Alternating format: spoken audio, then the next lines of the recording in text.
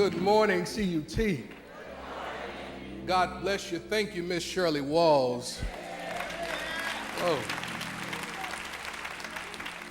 touching our souls and for reminding each of us that the best is yet to come. How many of you know that God is not done with you yet? Woo. How you doing? Y'all good? All right, so I just have to do two quick things before I get into the heart of this lesson because today turned out to be a bit of a surprise for me.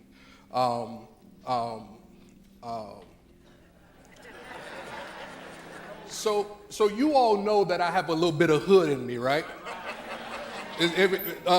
Make some noise if you know that. And so I was pleasantly surprised when I came from the other side of the curtain today and saw a motley crew of the cats that I grew up with. So my childhood friends, many of them are here with us today.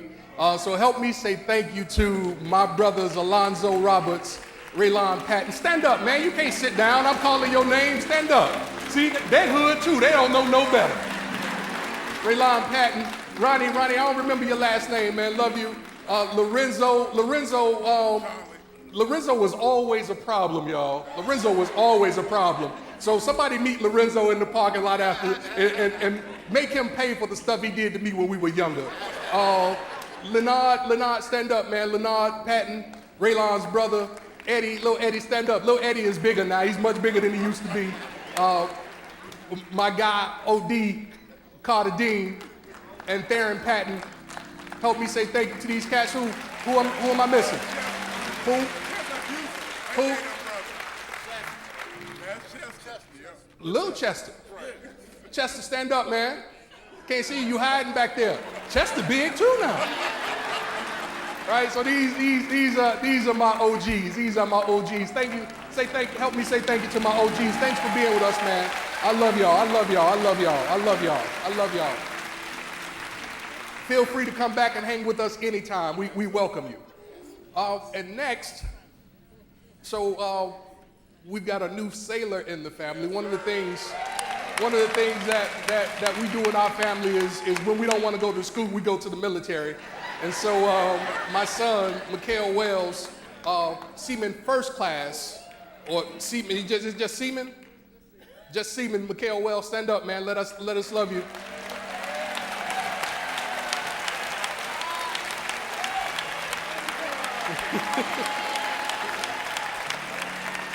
Thank you for your service, man. Thank you for your service, and thank you for believing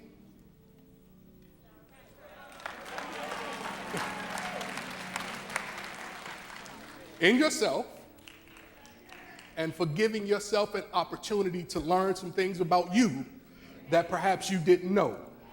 There is greatness in you, and you can do anything you put your mind to. And your whole church family is eminently proud of you. We believe in you, man. God bless you, all right?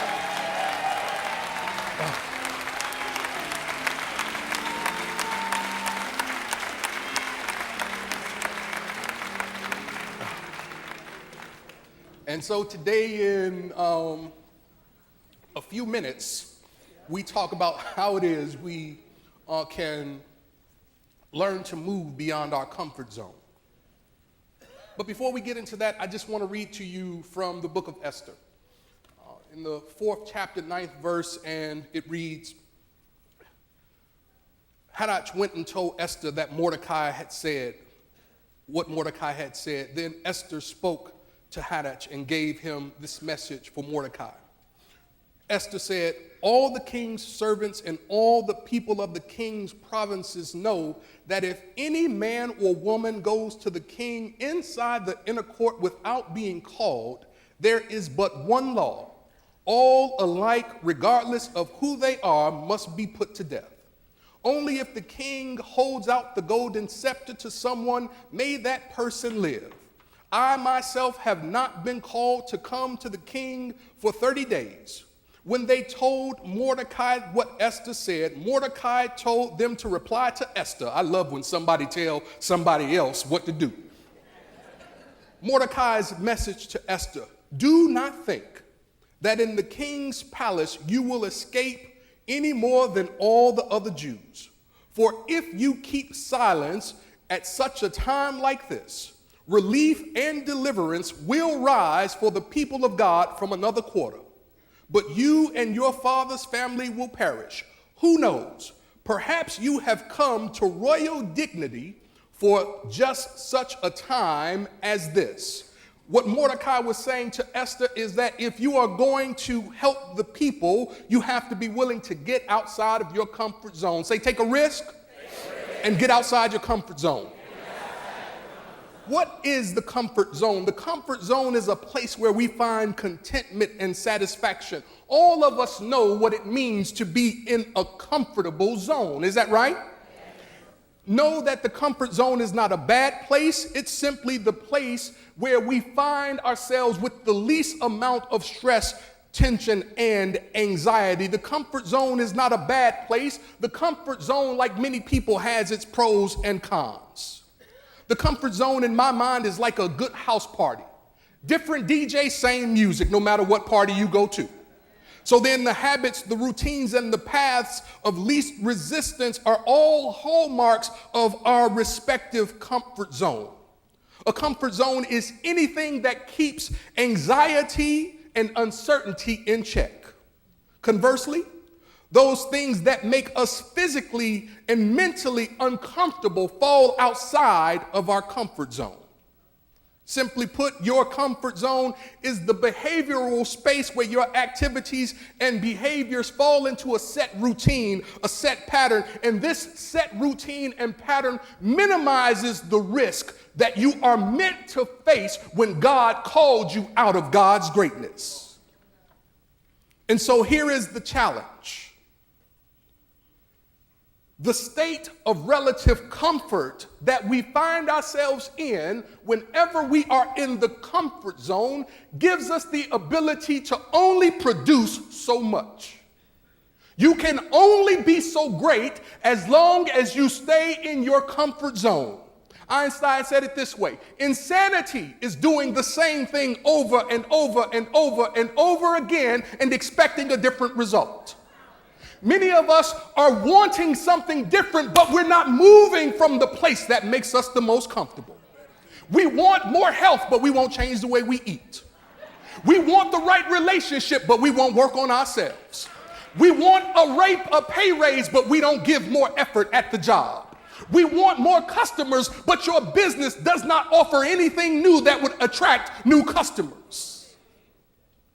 We want to stay in the familiar, in the place that gives us the greatest amount of certainty, but you cannot be in your place of comfort and be in your place of greatness at the same time. And so, when we look at Esther and Mordecai, what we see is a challenge and a call to come up from where you are. Because what I didn't read was that Mordecai issued a challenge to Esther.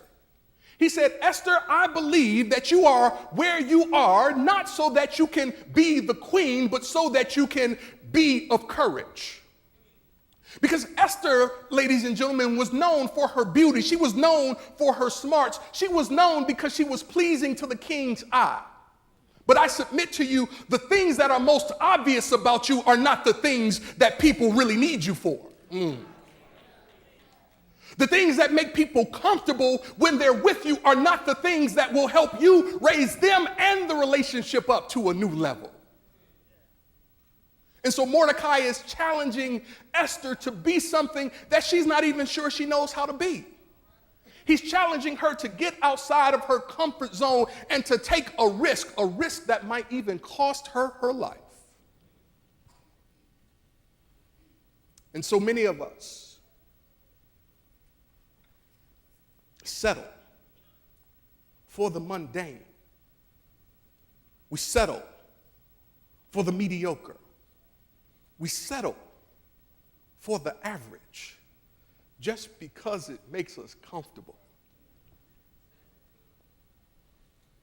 But I submit to you that God has placed a secret, what I call a secret mechanism in you. God has so magnificently placed within you this seed that continues to pull you up from your place of comfort. How many of you know that you can't really truly worship and walk with God and stay as you are at the same time? We see somebody come to Jesus under the cover of night, and this Nicodemus finds Jesus and he says, Jesus, how can I become better? Jesus says to him, well, in order to become better, you have to be born anew. You have to be born again. And Nicodemus does not quite understand, because he doesn't understand how he can enter back into a place that he's already come from. For many of us, the greatest challenge that we face is we keep trying to go back into situations, conditions, and shoes that are already too small for your feet. If they're squeezing the life out of your feet today, they're going to squeeze the life out of your feet tomorrow. They won't be more comfortable when you put the shoes on tomorrow. They will be just as painful tomorrow as they were today. The relationship will not change if you don't change. You can't get a better woman if you ain't a better man. You can't get a better man if you ain't a better woman. You can't get an advanced degree if all you want to do is play the game. And you can't get more out of yourself if all you want to do is stay the same. We have something within us that continues to challenge each of us up out of our place of comfort, because the natural tendency of people is to settle. The natural tendency of people is to settle. That's why Henry David Thoreau said the mass of men lead lives of quiet desperations. When I worked downtown, I would look out the office buildings. I would see thousands of people walking to jobs that most of them absolutely hated. You know how I know? Because I wasn't crazy about my job either. I showed up because they paid, not because it fed my passion. And then I got lucky. I found a place that taught me something about myself, a place that challenged me to move from who I thought I was to who I was generally created to be. You know anything about this place? And so Emily Cady says that each of us must sooner or later learn to stand alone with God. But if you stand alone with God, be warned, be forewarned. If you stand alone with God long enough, God is going to move you, because God is omniactive. God is always moving, expanding, and pushing outside of the place of comfort.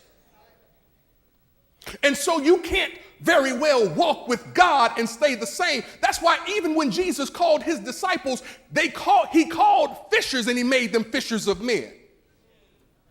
How many of you know that they knew how to catch fish? They didn't know how to catch people. But if you walk with God, you're going to have to change and get out of your comfort zone. I submit to you that sometimes we don't pray and don't walk and don't talk with God because we're more comfortable where we are. Not you. Not even anybody on your row. Not even anybody in this church. But somebody who lives on your block. She says that nothing else will avail. We must come to learn how to stand alone with God. Nothing else will make you a master over your own destiny. And so what do you do when comfort and destiny are pulling you in two different directions? The tendency of most of us is to try to put new wine in old wine skins.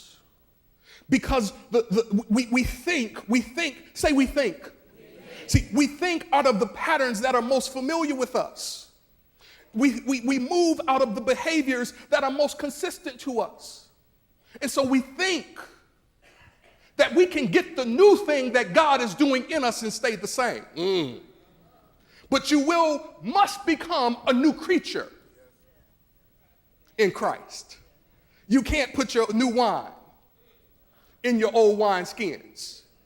If you try to put the new thing that God is doing in your life, in your old mindset, in your old behaviors, in your old attitudes, in your old precepts, if you try to put the new thing that is being unearthed in you, in the old you, what you will find yourself doing is wasting what you have been given.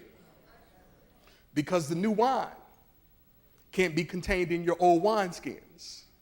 I remember hearing a story about a man who got stuck waist deep in mud. And because he was stuck, he was too embarrassed to call for help. And so every time that he would move about to try to free himself because he was too embarrassed to call for help, he would get stuck deeper and deeper in the mud. As it turns out, about 4 hours went by when he was stuck deep in the mud. The more activity that he engaged in didn't help him become freer. It only helped him cement his place in the place that he was most comfortable with because he wouldn't call for help. About 4 hours later, a few fishermen happened by and they decided to help him get unstuck. They decided to do something they didn't have to do to help him get out of his comfort zone. As it turned out, they weren't able to get him out for another 7 hours. Because in order to get him out in an expeditious way, he would have had to take off his pants. And so he spent 7 more hours stuck because he wouldn't just take off his pants. How many of us are being held in situations, conditions, environments, relationships that we have the power to get out of, but we won't just because we won't take off something that we don't need anymore anyway? It's an amazing phenomenon to have the power to get free, but to choose to stay bound. And so let me just tell you some characteristics of comfort zone people. Comfort zone people compromise in order to become comfortable. A comfort zone people compromise and know that a compromise is just a modification of a claim. See, the master teacher said, if you intend to be free, here is the formula. Ask and it shall be given to you. Seek it and you shall find it. Knock and the door shall be open to you. Right? And so in universal terms, the supply is always equal with the demand, or the supply is always equal to the claim. Nobody ever gives you more than you deserve. And so if I compromise in my claim in order to remain comfortable, then people who might give me more, who might love me more, who might understand me more, who might get me more, if I don't get myself, then they can't get me in my proper context. Ooh, y'all missed that. I think y'all missed that. I think y'all missed that. Let me say it to you this way. If I won't give it to myself, then nobody else can give it to me. And so I can't find love in your arms if I won't love myself the right way.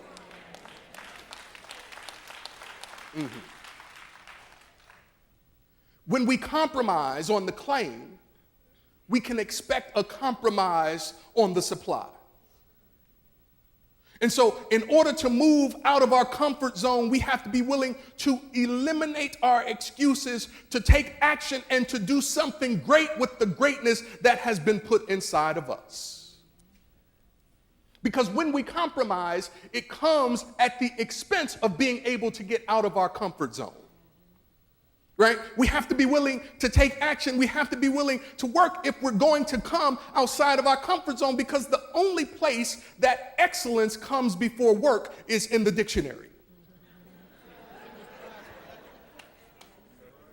And God is always pulling us up through the creative tension to bring us into the ideal place that we were created to be in.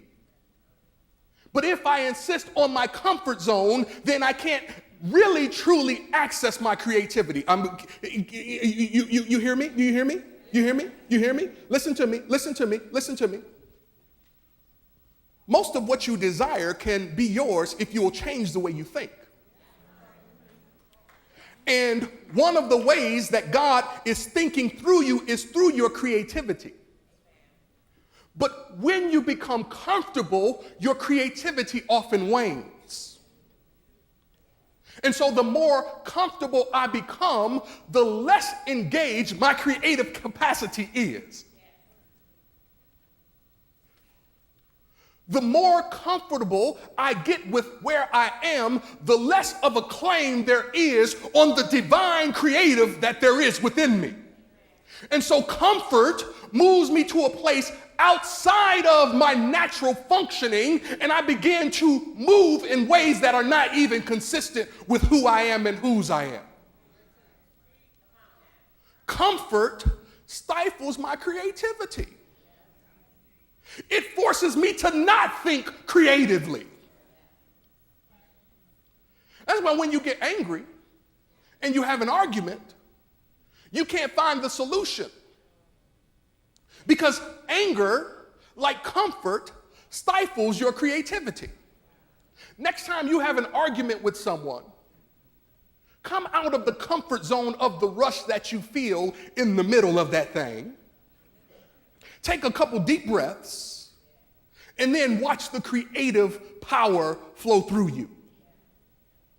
Because nothing dies faster than a new idea in a closed mind of the comfort zone.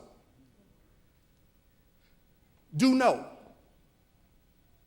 that the larger your destiny, the greater your destiny, the more enthusiasm you have to have with it. See, you can't stroll to the goal that God has placed in your heart. And I know what you're thinking. I know what you're thinking. Some of us think that we are past the stage of productivity. And here is how you can take the test and know if you are past the stage of productivity. You ready? Put your hand up. Put the hand down. Put the other hand up. Put the other hand down. Breathe in. Breathe out. Breathe in. Breathe out. Was there any activity when you did those four things? If there was activity, then you know that there is still productivity.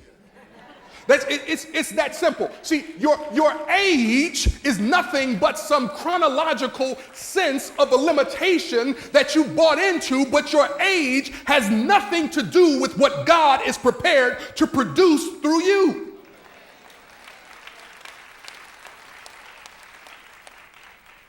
That's why they play basketball games in two halves.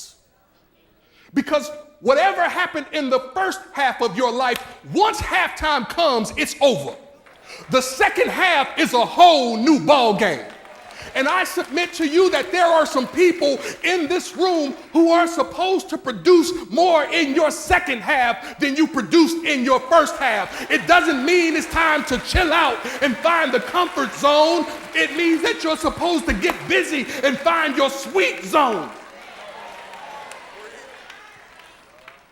You think you got that much wisdom so that you can chill? You're not that smart and that intelligent and that seasoned so that you can chill. This is not a comfort zone season for many of us. This is a grinding season. If there is still activity in you, if there is still life in you, there is something for you to do. There is somebody for you to bless. There is someone for you to touch. There is something that you came to give. And check this, only you can give it. It ain't over till God says it's over.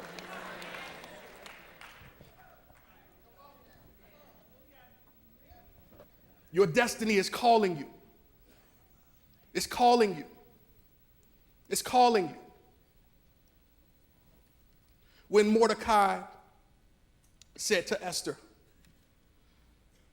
that there might be something else for you to do, Esther was, she was a little scared. She was a little scared because it meant that she was going to have to take a risk.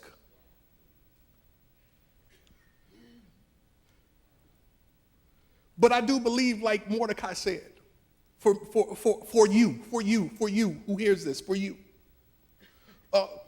you are where you are for a time just like this.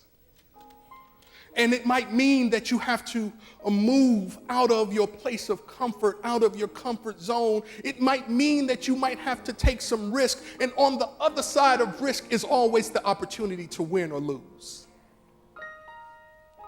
But it does take courage to begin to walk in the ways that God is calling you to. And I like what Mordecai said to his cousin. He said, listen, if you can't find the courage and the wherewithal to do what God is calling you to do in this moment, I believe that our God is so powerful and we are so important to him that it'll get done even if he has to use somebody else. But please don't think, if you spend this moment in your comfort zone, it's going to be all gravy when you come out on the other side. Because you always pay a heavy price when you stay comfortable in the time to be courageous. There's always a price to be paid whether you do what must be done or not. And so Esther, I love this sister. She got herself together. She went and talked to the king. In that, I believe in my sanctified imagination, in that voice that she knows he can't help but hear. Yeah, I know what voice I'm talking about. And she says to the king, at my feast, I don't want anybody else to come. I just want it to be you and I. See, sometimes you have to isolate out all of the other noise and make sure that it's just you and God. I just want it to be you and I. And at the appointed time, she laid out her request, her petition. And when you are in your quiet time, the Spirit is always listening. There's always a right time to ask because it'll be given. To seek because you can find it. To knock because the door should be open for you. And so Esther, in a big girl bloomers, I don't mean it like that. I mean like in her grown woman. Maybe I should have said it that way. So Esther, in her grown woman, laid out the petition. Y'all know, blame it on these guys. Blame, you got it? All right. Laid her petition out before the king. But the only way for her to do it was to get outside of her comfort zone. See, in my experience, moving past the limited patterns of living and taking one step forward means that we have to be willing to trust God, even if we don't see the whole staircase. And so as we close, know that your comfort zone is okay for a little while. But I want to encourage some of you and challenge others of you to get out of your comfort zone and live this season of your life like God has called you for a special assignment. Now, I do believe that you don't fulfill your assignment, somebody else will. But it's your assignment for a reason. Use your courage and come out of your comfort zone. God bless you.